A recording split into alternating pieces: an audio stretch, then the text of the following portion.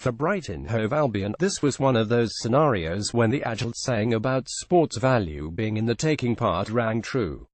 It was never likely to be about the winning, not against Premier League favourites with all the massed qualities that Manchester City bring. In some ways it is no bad thing this one is ticked off now. Brighton can get on with the task in hand with a different kind of focus. City were not at their slickest but still possessed more than enough finesse to dominate, cruise through the game and pick up 3 points thanks to 2 late goals.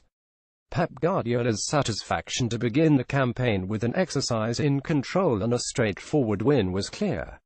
They did everything required, with gallons of potential in the tank.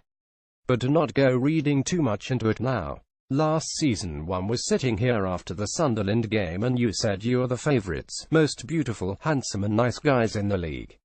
And after, you know what happened last season? Chelsea killed us, he said.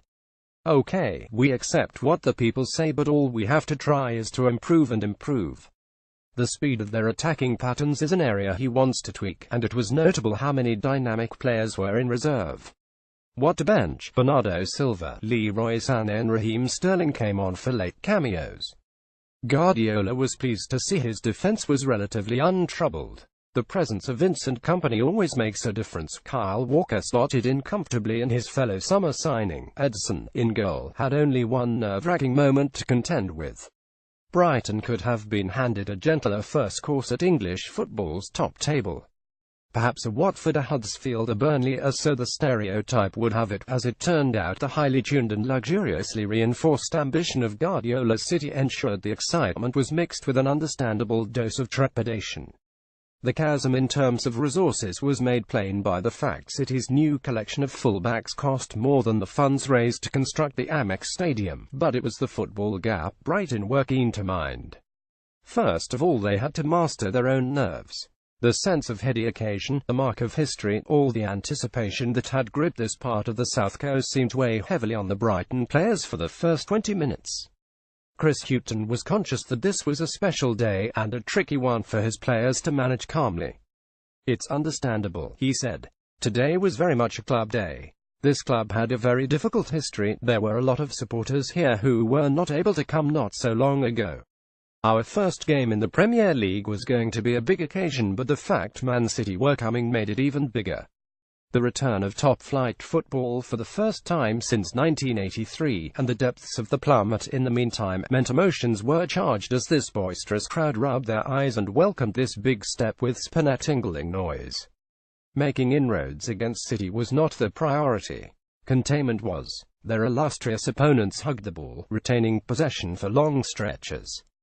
David Silva's creative spark shone. Gabriel Jesus had flashes in the spotlight in search of a breakthrough. On one occasion the Brazilian caught the ball at speed and it bounced off his leg and scooped off his arm and in.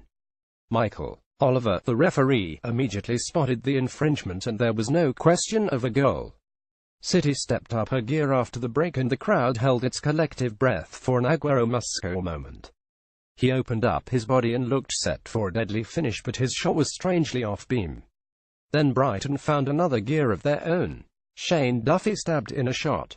Louis' dunk came close, and when the ball pinballed out to Davy Proper, the Dutchman lashed wide. The pendulum swung back as City regained momentum and began probing again. De Bruyne carved room for himself to strike with ferocity. The ball hit Dunk's hand, and despite City's protestations, the official showed no inclination to award a penalty. The visitors would not wait long to clinch the points, though. When Dale Stephens lost possession, City broke with clinical precision. Kevin De Bruyne clipped the ball to Silva, whose cute first touch pass was threaded perfectly for Agüero. The ball was guided past Ryan with unerring cool.